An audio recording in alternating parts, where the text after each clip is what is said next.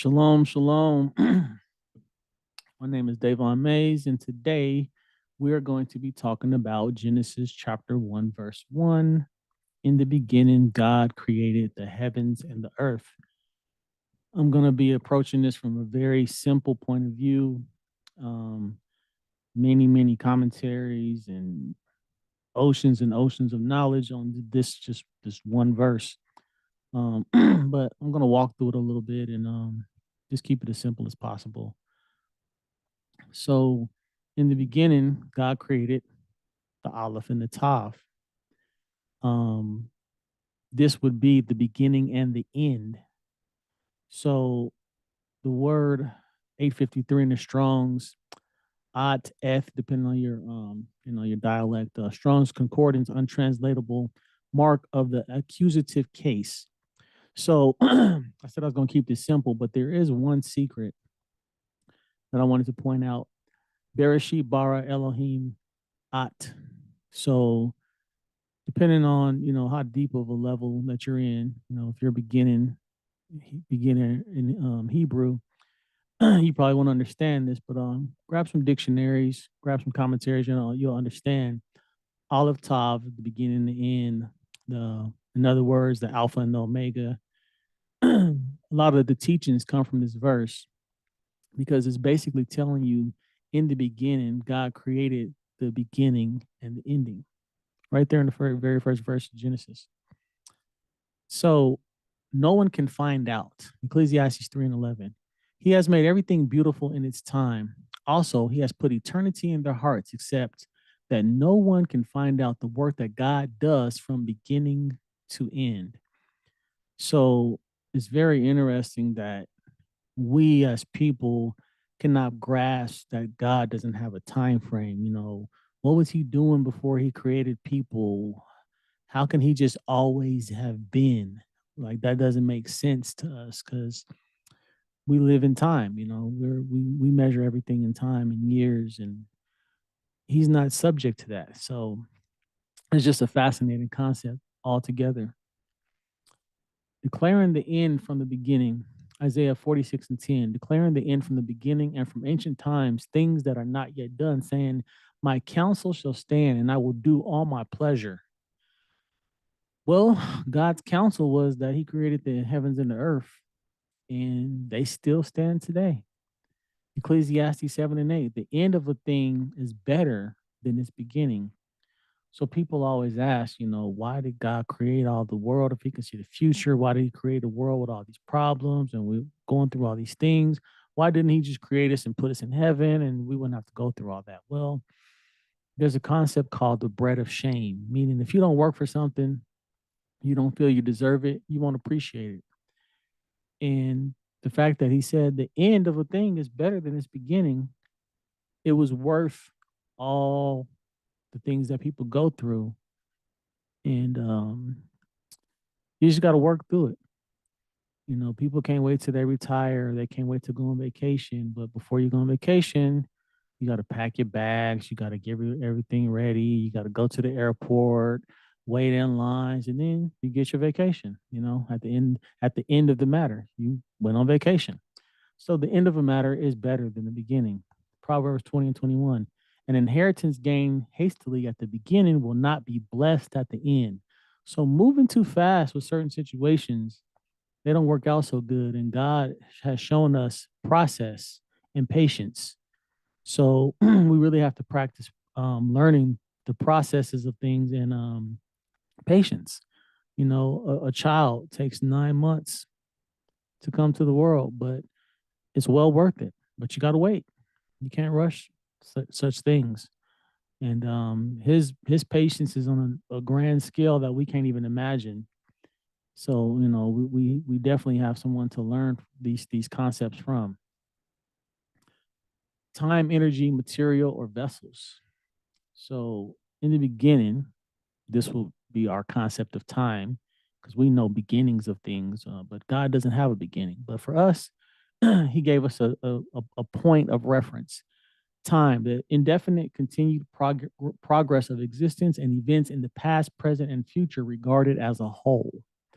God created energy. To create something, You basically create some type of energy or matter, which, matter is just, a different form of energy. So this is the strength and vitality required for sustained physical or mental activity. Because when you close your eyes and you see images and, things of this nature, it requires some type of energy to see the lights. You don't see things in the dark. When you imagine things, you see the light. You can imagine the sun, that's light. That's some type of energy giving you this capacity of an image. The heavens and the earth. These are vessels. A hollow container, especially one used to hold liquid, such as a bowl or cask, or a planet instead of an planet, or a planet, because the planet Earth definitely holds a lot of water. So, our bodies hold water. We're vessels. We're we hold things. We hold information. Our brains hold. I don't even know how to measure how much information the human brain can hold, just like a computer. In measuring these things, it's vast. So, time, energy, material, or vessels. God created all these things with the purpose.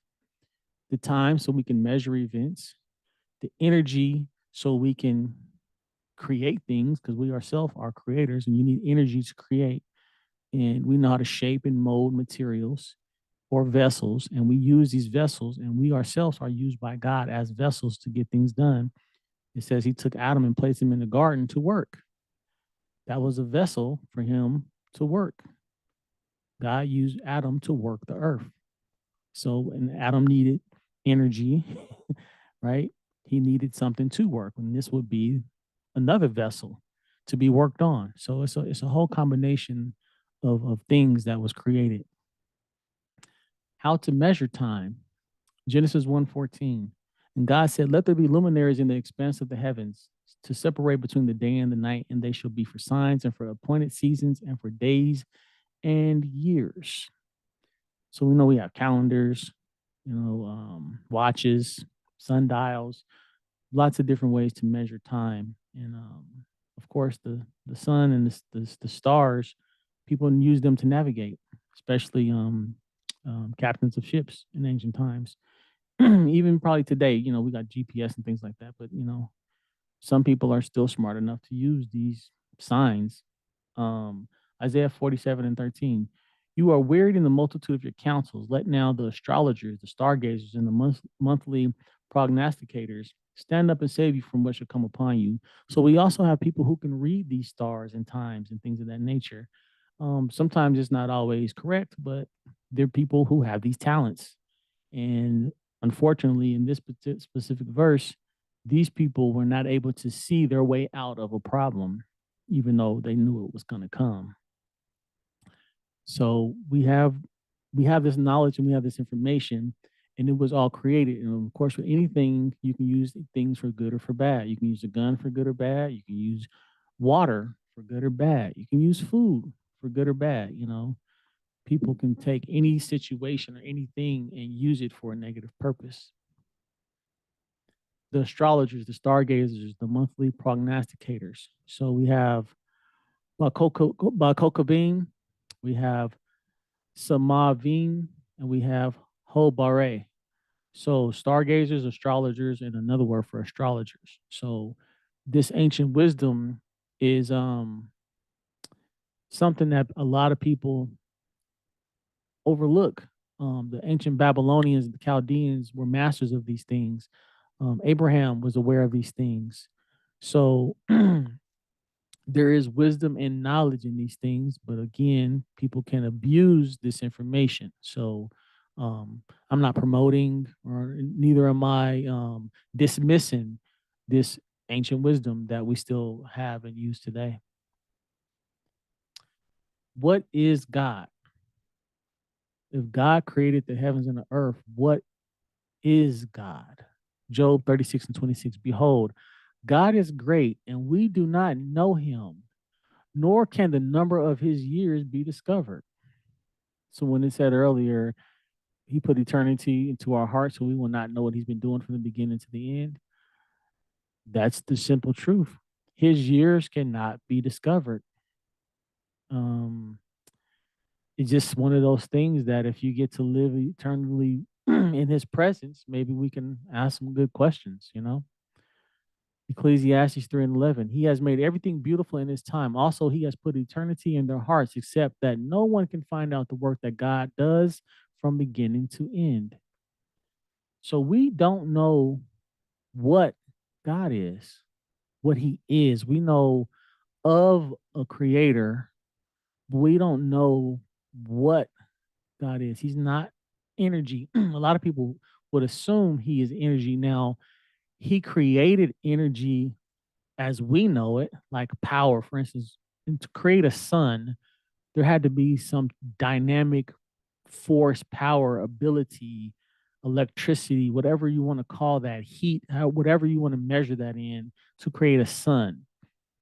To create a planet that spews lava, there had to be some power behind that. But God itself, he himself is not power. He displays power. He displays energy, but that's not what he is. It's more of a consciousness,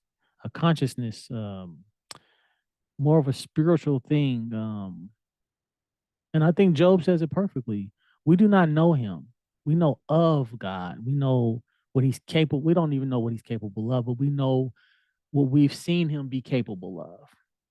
And what he says he's capable of, but we don't really know exactly what he can do on the grand scale. We see the heavens and the stars and the billions of galaxies and the wisdom he put in the earth and the human brain and the knowledge that we have and how we can create things, technology and rockets and phones and all these things, but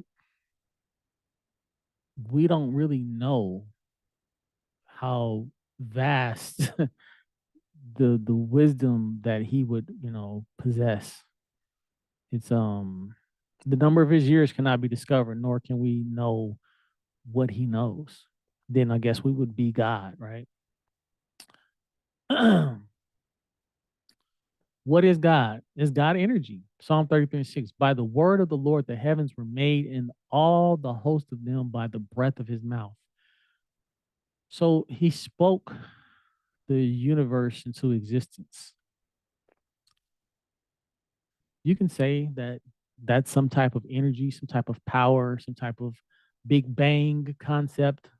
Some forces collided and created things, or these words were spoken and the vibrations created everything. So Psalm 119:89, forever, O Lord, your word is settled in heaven, meaning the vibrations, when God uttered whatever he uttered to create the heavens and the earth, speaking of the Sephiroth, these things are still standing, they're still vibrating, they're still active. They haven't ceased to act since he spoke these words. You can say, you can't destroy energy. So whatever he uttered, whatever that power or vibration was, cannot be destroyed because that's what's sustaining our existence today. Words are sounds or vibrations. It takes some type of friction to make noises or notes. Something has to move the objects to make the friction, such as the breath going between the lips and the movement of the tongue as breath goes across it, passing the teeth, blowing into an instrument or striking a piano key, etc. This force is a way to describe God, but he does not have a mouth. These are only descriptions, but not his form. The Torah says, and God spoke, and he said, and smoke comes up into his nose, but those are just describing, you know, things we can relate to. The sun is energy we can see, feel, and harness. We cannot see, feel, or harness God like we do the power of the sun. We can only see and feel the results of his actions physically and emotionally. So when he gave the Torah, we harness his words, his wisdom, his knowledge. That's what the Torah is God's basically God's version of transferring his knowledge or information to us. But his actual being, we can't we really don't understand what that is. We just know the results when he says in the word of the Lord came to Jeremiah and he saw a vision or something of that nature. we see what the prophets experienced, but that was not who God is. That's something he can do. So there's two different things. So choosing to know or not to know. Proverbs 129, because they hated knowledge and did not choose the fear of the Lord. So we have choices. We're not robots. You can choose the fear of the Lord, and the beginning of fear. The beginning of wisdom is the fear of God, because fear makes you calculate, makes you think twice about, your next step. It's not that you're just walking around terrified of God. You just have a fear of a healthy fear, just like you would before you approach a cliff or before you approach the ocean. If you don't know how to swim, you're probably going to fear that water because it can be dangerous. Job 28:28. And to man he said, behold, the fear of the Lord, that is wisdom, and to depart from evil is understanding. Psalm 111:10. The fear of the Lord is the beginning of wisdom. A good understanding have all those who do his commandments. His praise endures forever.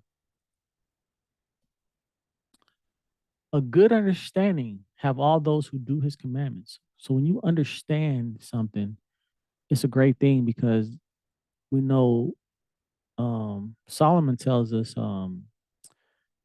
gain wisdom, gain knowledge, but above all things, gain understanding. Isaiah 66:4. So will I choose their delusions and bring their fears on them? Because when I called, no one answered. When I spoke, they did not hear, but they did evil before my eyes and chose that in which I do not delight.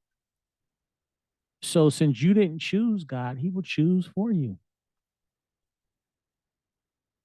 So I will choose their delusions and bring their fears on them. We know there's a verse that says, what you fear will come upon you.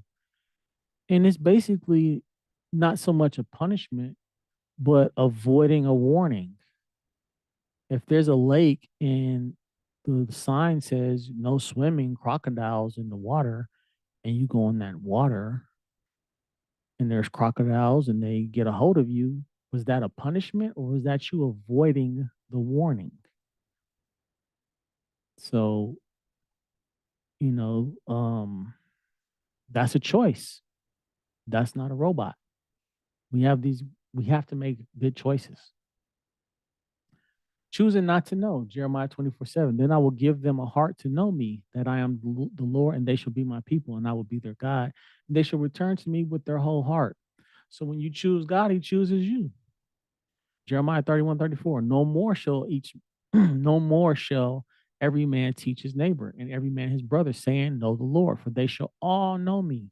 From the least of them to the greatest of them, says the Lord, for I will forgive their iniquity, and their sin I will remember no more. So we have choices to make, and choices come with consequences and rewards. So just be aware of that.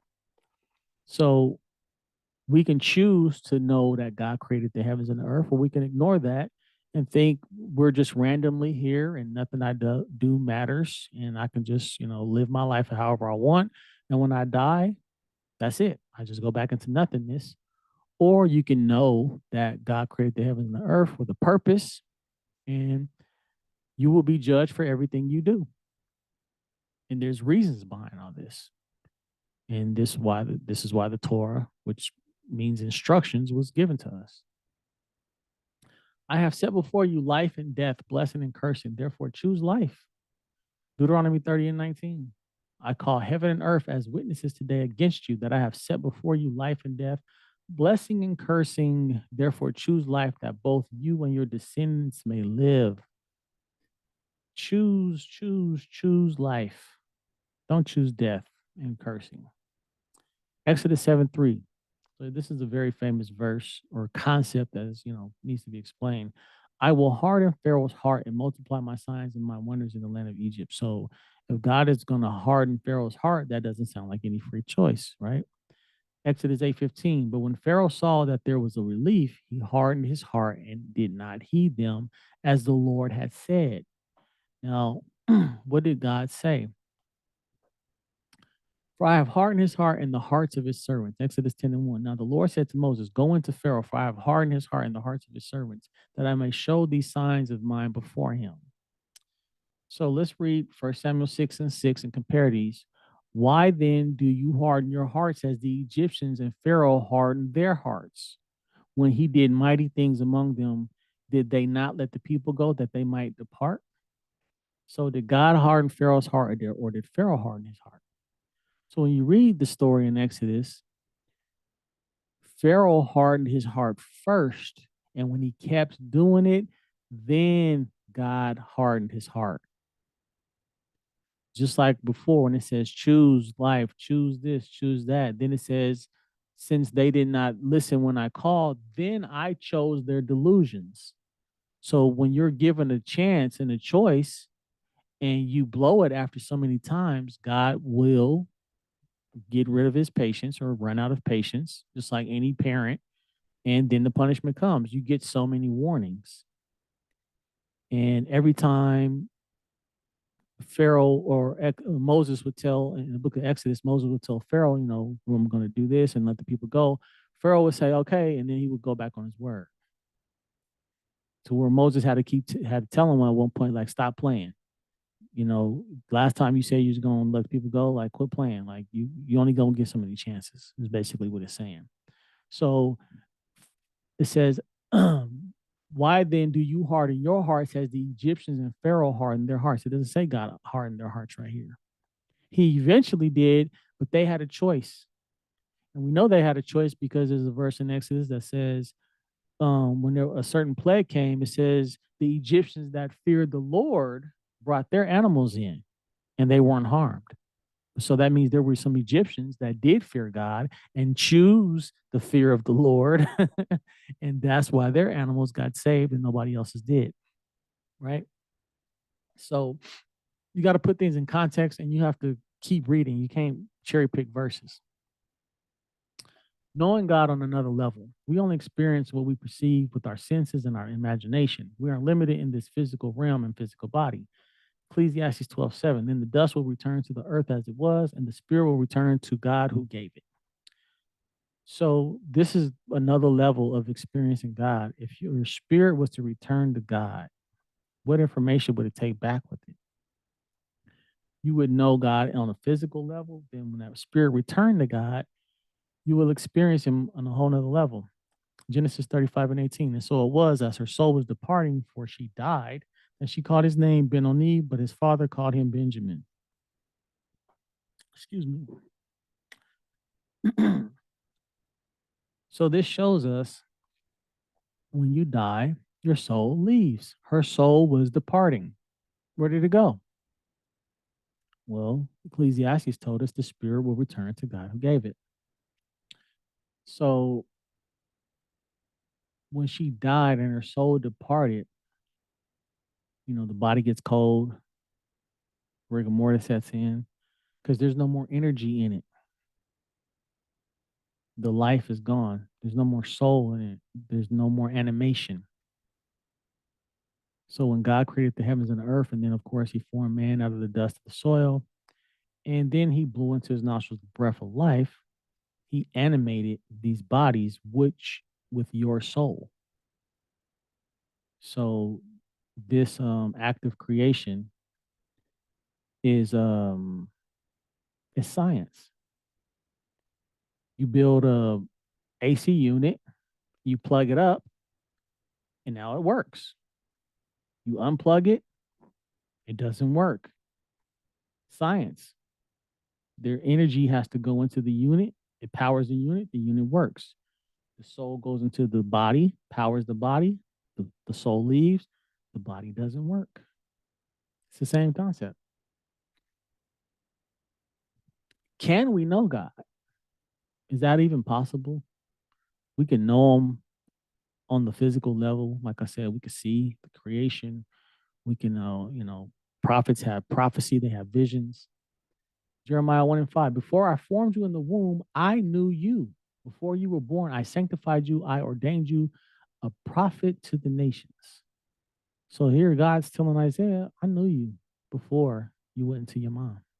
before I formed you in the womb, before I sent you to earth. Deuteronomy 4:35. To you it was shown that you might know that the Lord himself is that you might know that the Lord himself is God and there is none other besides him. So you might know it was shown you at Mount Sinai, they were shown. What does it say? You saw no form, you only heard. You know who created the heavens and the earth. You didn't see a form do it. You just seen the display of power. When he spoke from the mountain and the thunder and the fire and all the smoke and all those things, that was a display put on. And it says, you saw no form. Go back and read. You saw no form. You only heard a voice. Exodus 5:2. And Pharaoh said, who is the Lord that I should obey his voice to let Israel go? I do not know the Lord, nor will I let Israel go. Did Pharaoh choose to know the Lord? So he could have told Moses, excuse me, I don't know who God is, but can you introduce me? But what did he say? I don't know the Lord, nor will I let Israel go. So not only do I not know him, I don't care, and I'm not letting Israelites go. I'm not doing it. He didn't choose to know. He didn't choose to say, man, you know what? You're pretty bold to come into my courts, demanding I let Israel go. And I don't know who you representing, but you must have no fear of me. Or you must got some trick up your sleeve. You must got something in your back pocket that I'm not aware of for you to come and make such a claim with no army, you know, no bargaining chips, just you telling me what I got to do in my house. That should at least spark a little curiosity, but he hardened his heart and didn't want to know. Exodus 9:14. For at this time I will send all my plagues to your very heart and on your servants and on your people, that you may know that there is none like me in all the earth. So even though Pharaoh did not choose to know the Lord, he still knew what was happening. He didn't want the work, but he got that work and a little bit over time. So all creation is a vessel. These vessels hold a spirit that animates it. These vessels show the glory of God. They show the wisdom of God. They show the power of God. They show the knowledge of God. They show the love of God. They show the judgment of God. He used the elements to punish Egypt. The sun became dark. There was hail. He used the animals, insects. Like there was problems. And Israel got shown the love of salvation and redemption. So while Egypt was being punished, Israel was being saved. The heavens and the earth hold or contain the visible glory of God. The soul or spirit holds the unseen glory of God because you cannot see anybody's spirit. You can only experience, what they do through their body, but you cannot see the soul. Of course, there's exceptions to the rule. There are people who can see people's aura, and people can see when people, have departed. There's some people who can see spirits and ghosts, or however you want to term that. Some people can see these things, but the average person does not see these things. But we do see the results of these things or entities we call spirits or demons or whatever you want to term them. But the heavens and the earth, the man, we're all vessels. Even those spirits and demons and whatever you want to call them, they also are vessels. Read the story of King Saul and the evil spirit that God put on him, that David got rid of by playing music. No blood, none of that. The ruling vessel has instructions. So man is the vessel to bring the words of the law into the world and utilize them or harness them. Man is the ruling vessel. Proverbs 13:14. The law of the wise is a fountain of life to turn one away from the snares of death.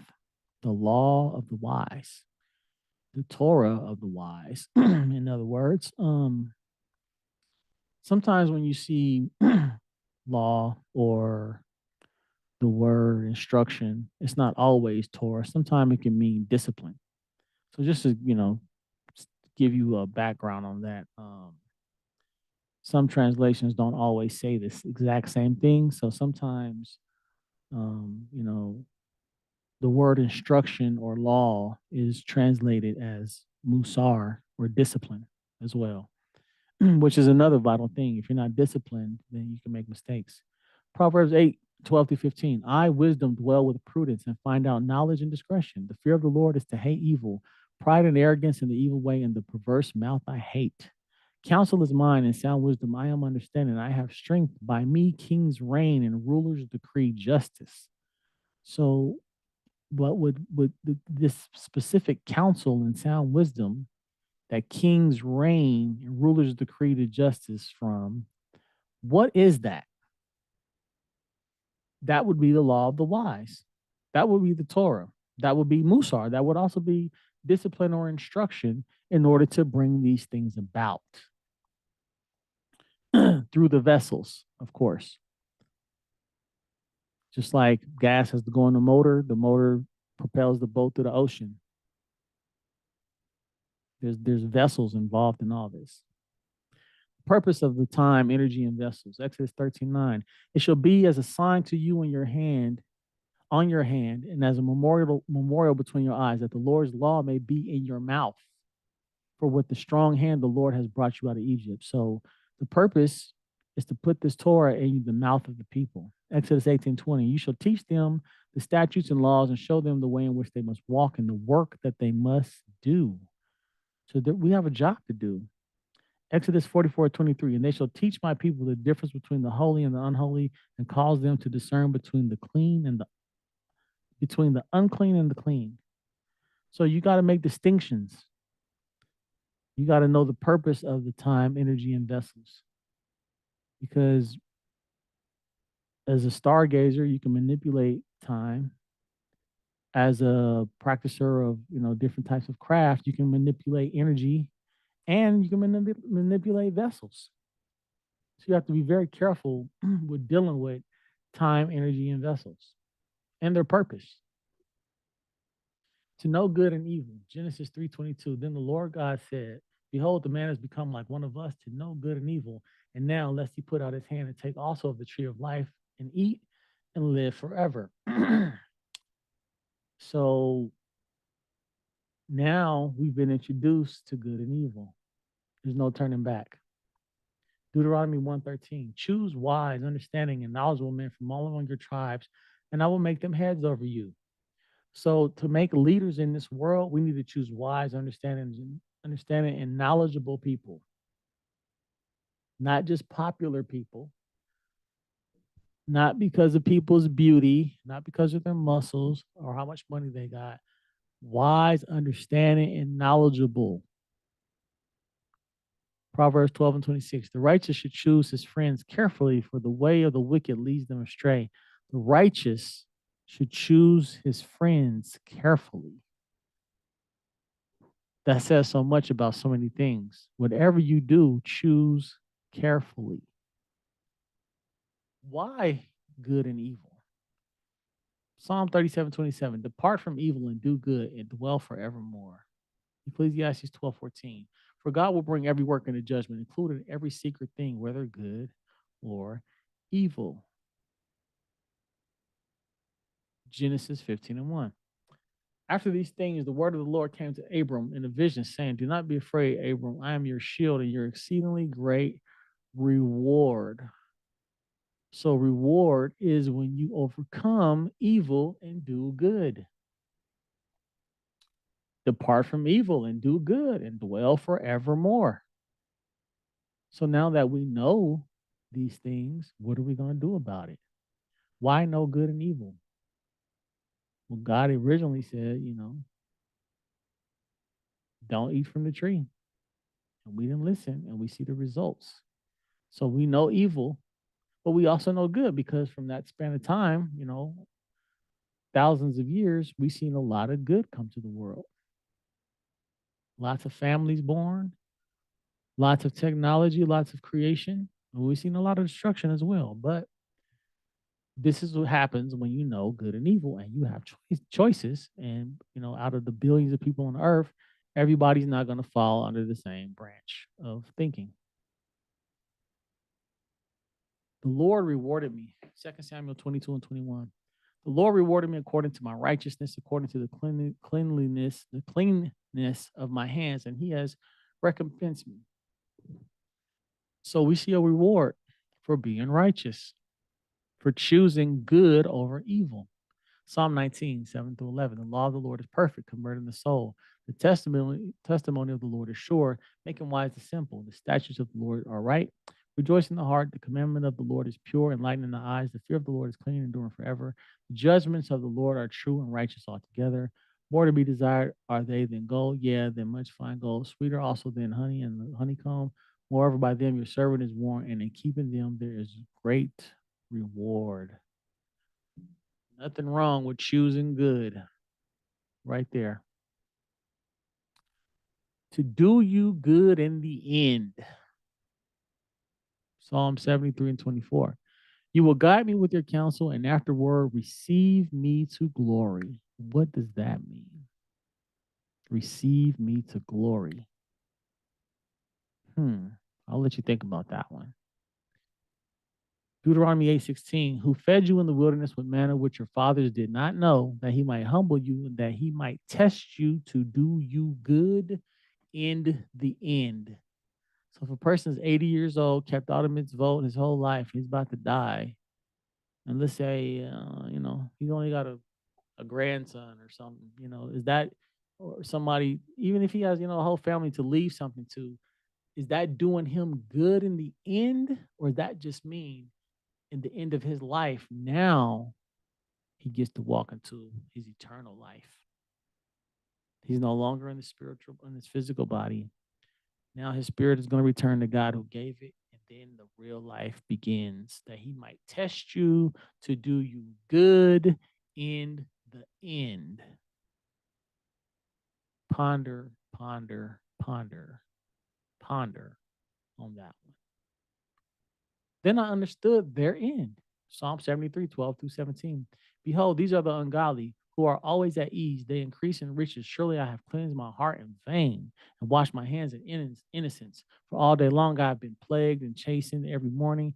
If I had said I will speak thus, behold, I would have been untrue to the generation of your children when I thought how to understand this. It was too painful for me until I went to the sanctuary of God. Then I understood their end.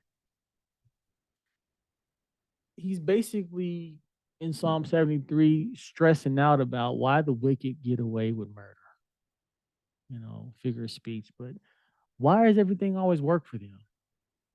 And me trying to be righteous, he said, basically, I have cleansed my heart in vain. Like I should be like everybody else. They out here getting money, doing the wrong things. How come I might as well do that same thing? This is not working out for me. He says, it was too painful for me until I went into the sanctuary of God. Then I understood their end, meaning he went and saw, of course, the glory of the Shekinah, possibly the Mishkan. And he saw what the Torah's wisdom did to change Israel as a people. And then he also, of course, he could talk to the priests, ask them questions because they was in the sanctuary. And then he saw the end of these wicked people. He knew how they were living. He knew how they were ending.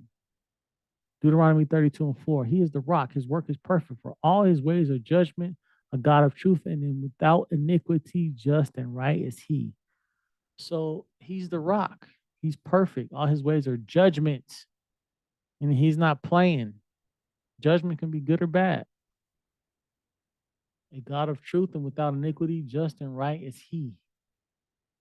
That's your end, is when you understand God's ways and you act accordingly. Like Deuteronomy 8:16, I will reward you in your end. Conclusion. God created time, space, energy, and matter as vessels to display his will, to give us a chance to choose his instructions to attain eternal life. First verse. In the beginning, God created the heavens and the earth. Or in the beginning, God created the beginning and the end. Psalm 133, 1 through 3. Behold, how good and how pleasant it is for brethren to dwell together in unity. It is like the precious oil upon the head running down on the beard of Aaron running down on the streets of his garments. It is like the dew of Hermon descending upon the mountains of Zion. There the Lord commanded the blessing for life evermore. So, like I said, very simple approach. I'm sure you can find much, much deeper videos on the topic of in the beginning, God created the heavens and the earth. I wanted to keep it pretty simple. Like I said, I threw out one little secret that I came across that He created the beginning and the end, and the beginning and the end in the beginning. You know, a lot more to discuss on this, but I wanted to make this real simple and quick, just to give you a real simple explanation, something you can explain to kids of what exactly does Genesis 1 and 1 tell us. So with that being said, thanks for watching, and we'll see you next time. Shalom.